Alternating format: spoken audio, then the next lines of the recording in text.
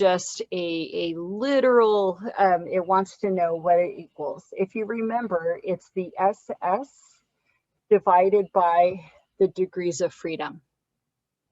Okay. I know we're not doing calculations, but just so you can remember that, okay, I think you guys can remember that, that mean squares is found by dividing the SS by the degrees of freedom, okay? I don't think it goes into this, but remember you would want to keep them appropriate for whichever you're looking at. And what I mean is, of course, if it's the MS treat, you would use SS treat divided by degrees of freedom treat. If you were looking at MS error, you would want to do the SS error divided by the SS, or the degrees of freedom error. Okay, you got to keep your groups separated right there. Oh, we have Cynthia. Okay, so we want to keep, oops, we want to keep those groups separate. I'm going to date myself real quick. You guys know the band Offspring? They had a song, You Got to Keep Them Separated. Whenever I go over ANOVA and I teach this to everybody, that song like plays on the background of my head, right? It's like, you've got to keep the group separated. The MS treat goes with SS treat and degrees of freedom treat. MS error goes with SS error and degrees of freedom error. We don't need to worry about that too much in this class because we're not sitting there having to calculate all of this by hand, okay? Cause and effect statements are stronger when, and I put this back in there, and I know this was a question that kind of caused some problems on our last one, but I want to hammer it home again because this is a big deal in statistics, right? In scientific research. So a cause and effect statement, for us to be able to say this causes that, this vaccine causes you not to be likely to be hospitalized, we only know that, or it becomes stronger when we randomly assign people to groups, okay? And remember on the exam 3, we talked a lot about samples, and that's kind of where I messed up, right? We were talking about random samples, but really a random sample is almost like a unicorn. You know, it sounds good and it's ideal, but it's very unlikely. And, you know, it may not be achieved. So our next best bet is to, you know, get a convenient sample or a research sample, and then we want to make sure that we randomly assign our participants to different groups, okay?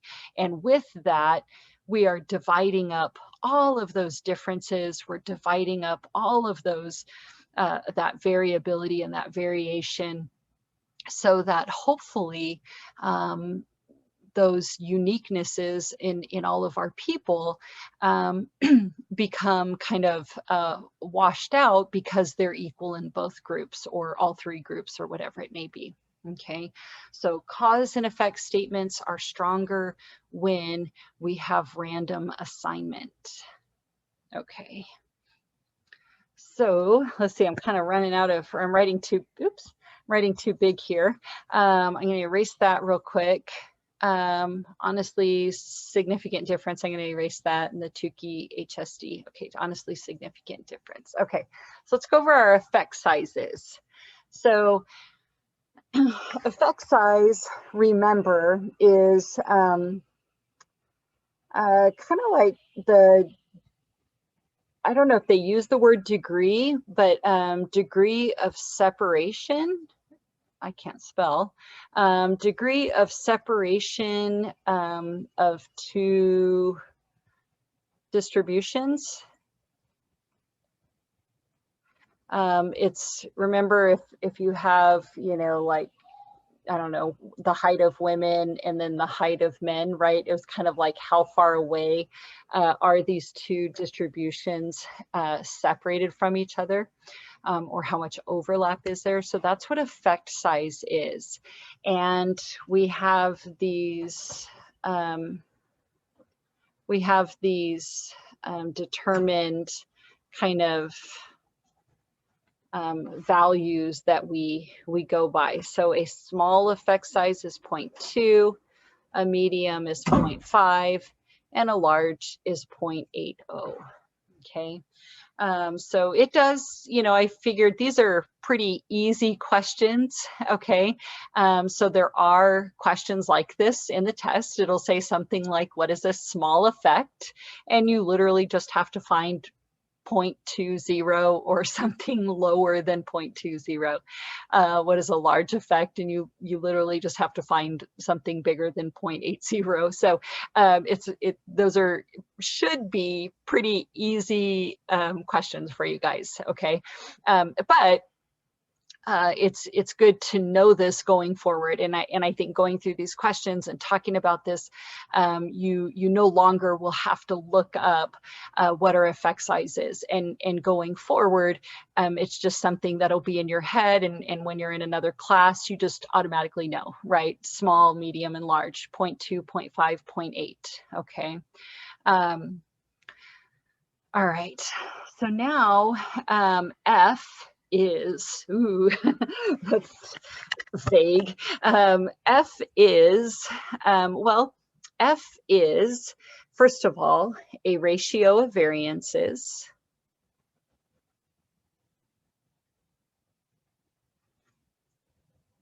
F is between, I think they might even say between variation divided by within error, or within variation. I'm not sure how, I don't remember now exactly how they word that, but it's something along those lines. So, right, remember we're up here on this one. F is a ratio of variances. F is equal to between variation divided by within variation, or within error. Let's see. I think maybe let's do this one. F is equal to MS treatment divided by MS error. Okay, so that could, I think it's just these two questions. So that'd be one question on the test, and that'd be another question on the test. I could be forgetting this one right here, so just in case. Okay. All right, let's see. Oh, DF is degrees of freedom, right? And so DF is most related to in size or sample size, however you want to think of that, right? That's what degrees of freedom is related to, right? Degrees of freedom, for the most part, is n-1, right? And I know over the last week, we learned that it's a little bit different than that, but essentially mostly related to your sample size in one way or another. How many people do you have? Okay, is what degrees of freedom is related to. Why HSD? Why would we go on and calculate an HSD? So this must be another question that I saw while I was typing this up. So why do we do HSD? Let's see, maybe I could, oh, sorry guys, let's see. Why HSD? When ANOVA is significant, or we reject the null in ANOVA? I don't remember the exact question, so it's something along those lines, right? One of the two. So why would we do an HSD? Remember, HSD is the Tukey test. Why do we do it? Well, we do it when we have a significant result in ANOVA, AKA, or we ultimately decide to reject the null hypothesis in ANOVA, okay? If you have a non-significant test, if we have to fail to reject or if we have to accept the null hypothesis, we found that there is no difference in the groups, then there would be no reason to do the HSD, right? ANOVA is already telling you there is no difference among these groups. So we would never go on and do more work just to prove the fact that there really is no difference among all the groups, okay? So we only do it when ANOVA is significant.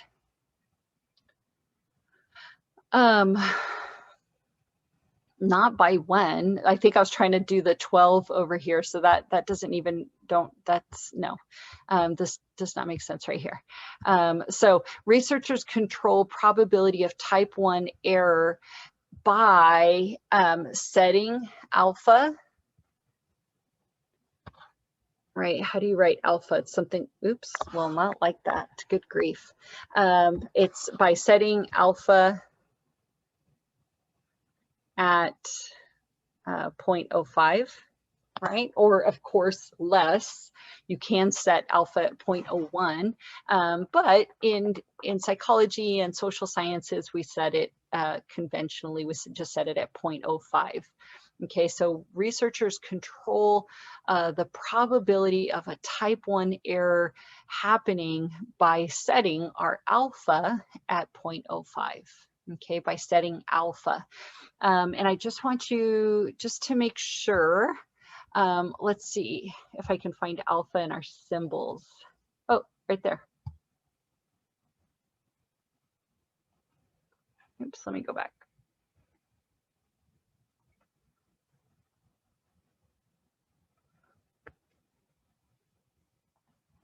Okay, we find it by setting alpha. You guys must get so frustrated watching me type and try and do this stuff. Yeah, I'm sorry. I apologize if I raise your anxiety levels while you watch me fumble around with this stuff. All right, researchers control probability of type 1 by setting alpha. Okay, K is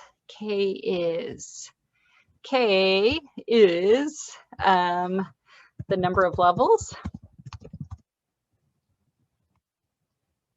in the independent variable, right? In the IV.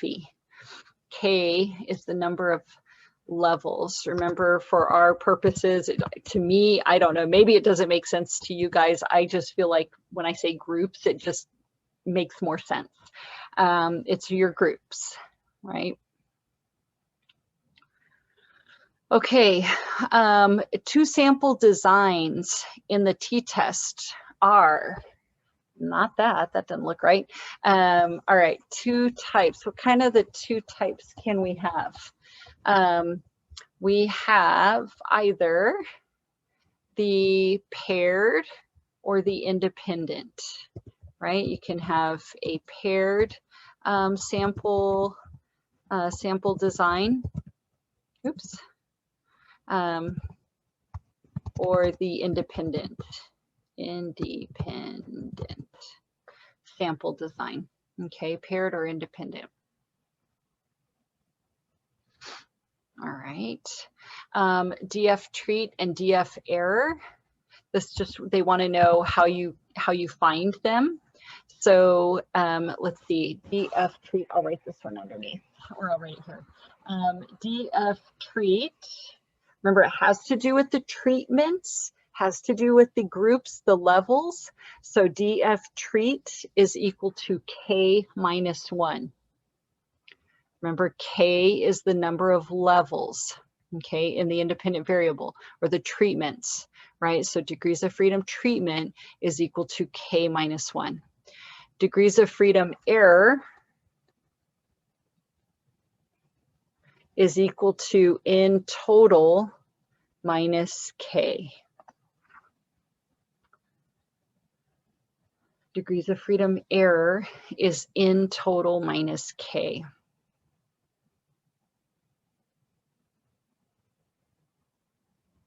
And oh my gosh, I'm drawing a blank on this. How do we increase power?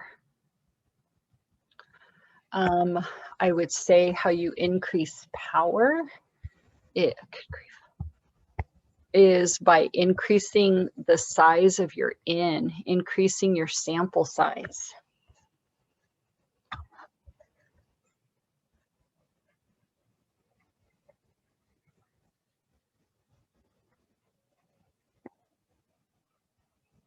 That's how you give more power to your study. Goodness, our swim team, they're so excited. There's a swim meet, so they keep sending out all the entries and want to keep getting, obviously the coaches on his computer working right now, right? I keep getting those emails. So how do we increase power? We increase N, we increase the sample size. You guys, there's only 35 questions. It makes each question like 2.8 points each, okay?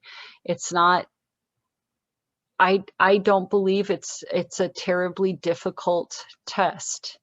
I will look back over it and make sure I pulled the questions, but I want to give them a good once over to make sure that there's not confusing answer choices. They're not trying to do those gotcha kind of things, okay? Make sure that it's using the words that we use in here, that it's nothing that we've never really talked about, okay? I will, I'll try and do that tonight. We're obviously not doing anything this weekend now, really, because we have our patient that we have to look after. And so I'll be here and I will open it most likely tomorrow. I'll open the exam as soon as I feel confident with it. Please, again, and this is kind of going out to Rosa because I know Rosa was the first one that emailed me about the problem with the last test. And so please, if you guys see a problem, please speak up, please email me. Because I feel like if I had received more emails, I would have, but I will pay attention. If you say that there's a problem, I'm going to go back in and look at it. If there's anything confusing, please email me, because I hate that. I hate when I do that, and I don't want it to be confusing for you guys. So any questions? Anybody want me to go over anything again? I do have a question. Uh-huh. This video that you have been doing, are you gonna post it or no? Oh, the video? Yes. Yes. Yes. Okay then. Yeah, is this Christy? Yes. I recognize your voice. Hi, Christy. Yes, I will post it. So yeah, watch this video and then take the test, or have the video up playing while you're taking the test, and hopefully it'll really help you guys along. Okay. Okay, yeah. Thank you. Okay, you're welcome. Bye-bye. Bye. Any others? So if you're going to post it tomorrow, when is it due? The test. I'll have it open all the way through. I'll have you, Cody, you know me, I'll have it open till this class ends. But you know, I want y'all, don't try and take it as, try and take it by Wednesday. Okay, and you're doing the same thing with two attempts? Yes, cool. Yes. Yeah. Bueno. All right. Well, I'm fixing to log out. I got to take these guys to a meeting. Okay.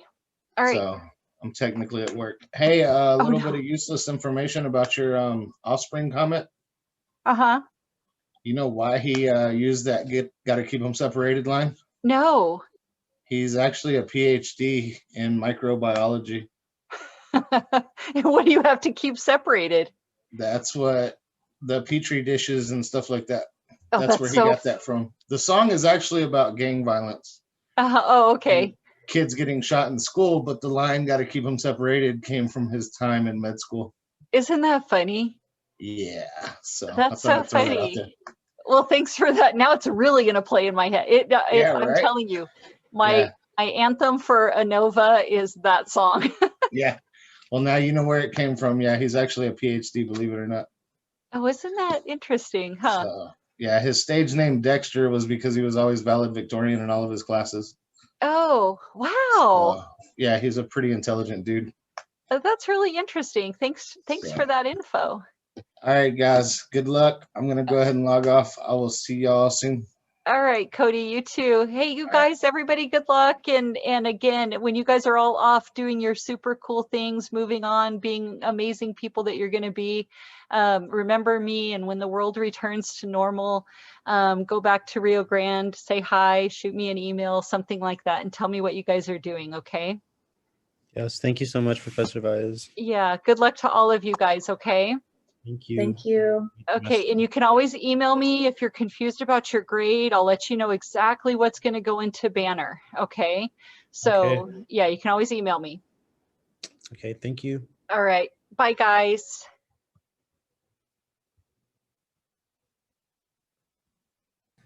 Thank you, Professor Rice. Bye, Susanna. Bye-bye. You're welcome. Thank you. Thank you for making this class easy. I was so scared to take it. You were. I know, everybody is. I hate math. I hate math. I hate it. How do you feel about it? I mean, I know this was kind of a, you know. A crash course. Yeah, it was a No, crash course. It was, I mean, I think I did pretty good as understanding Okay. like the formulas and stuff. And like you said, it's just plugging in. Yeah, yeah. Knowing your information and plugging in versus having to calculate all these numbers and letters and equations. Yeah. But yeah, and it's not as bad as I thought. Okay, well, that's good. That's good. Thank you so much, and I hope your dog recovers well. Oh, thank you. It's so sad. Oh, it's so sad.